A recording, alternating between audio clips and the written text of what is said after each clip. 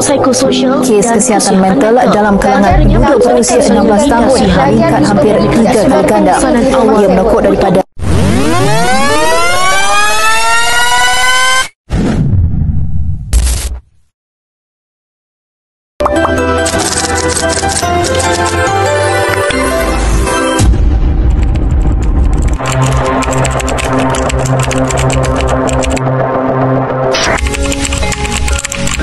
Kempen ini dinamakan sebagai kempen Jom Urus Stres.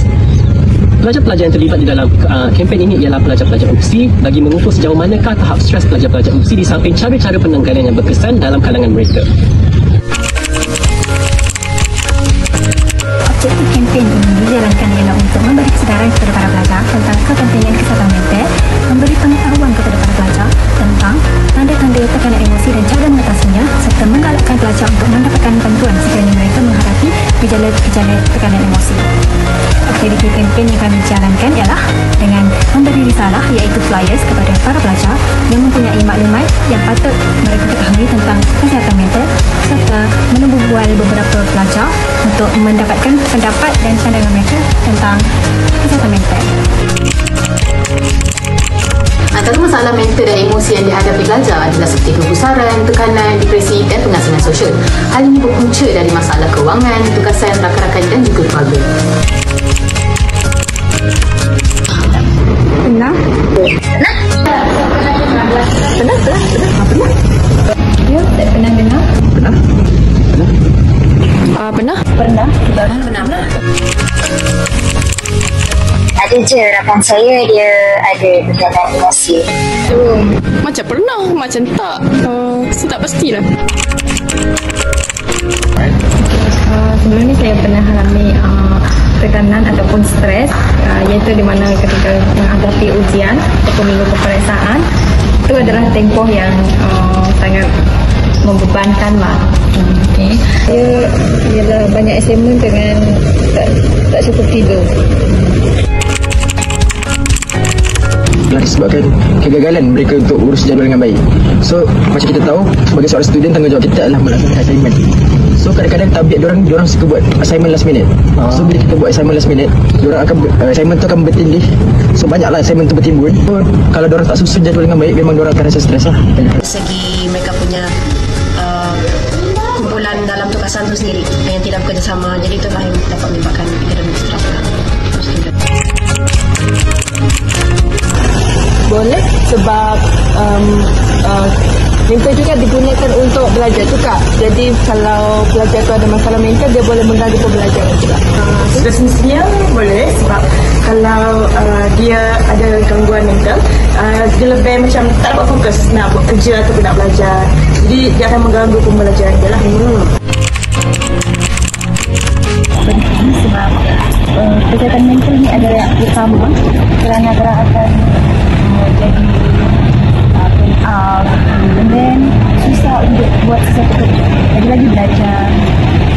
Tidak penting sebab kesihatan mental ni kalau tidak terjaga, maka kognisi pelajaran itu akan merosak.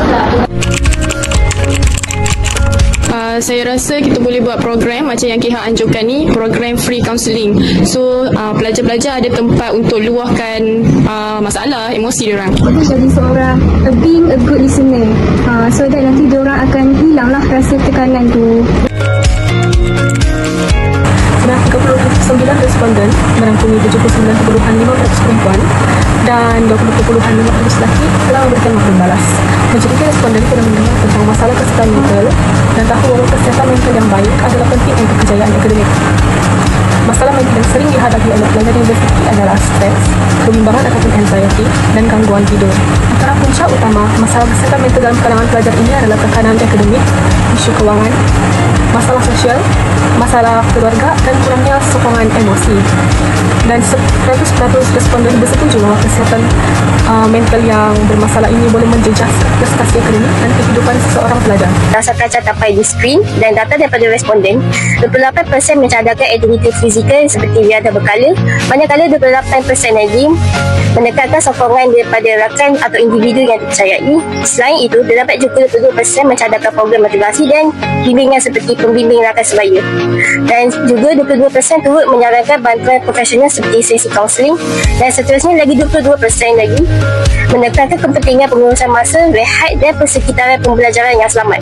Jelas bahawa pendekatan menyeluruh diperlukan gabungan sokongan sosial, aktiviti sihat, bantuan profesional dan pengurusan diri agar kesihatan mental pelajar terus terpelihara. Secara keseluruhannya, kempen kesedaran kesihatan mental yang kumpulan kami adakan memainkan peranan yang penting dalam meningkatkan pemahaman, mengurangkan stigma dan juga menyokong kesejahteraan mental pelajar UPSI.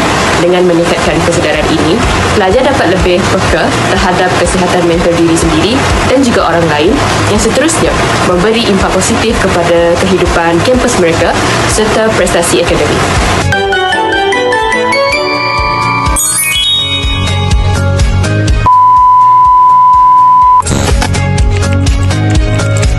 Melalui kajian ini, saya sedar betapa pentingnya kesedaran diri, sokongan emosi dan mencari bantuan apabila perlu. Kesihatan mental akan terjejas jika tidak mendapatkan bantuan awal, lebih-lebih lagi pelajar universiti. Oleh itu, penjagaan kesihatan mental perlu diberi keutamaan untuk membina ketahanan diri dan kesejahteraan hidup.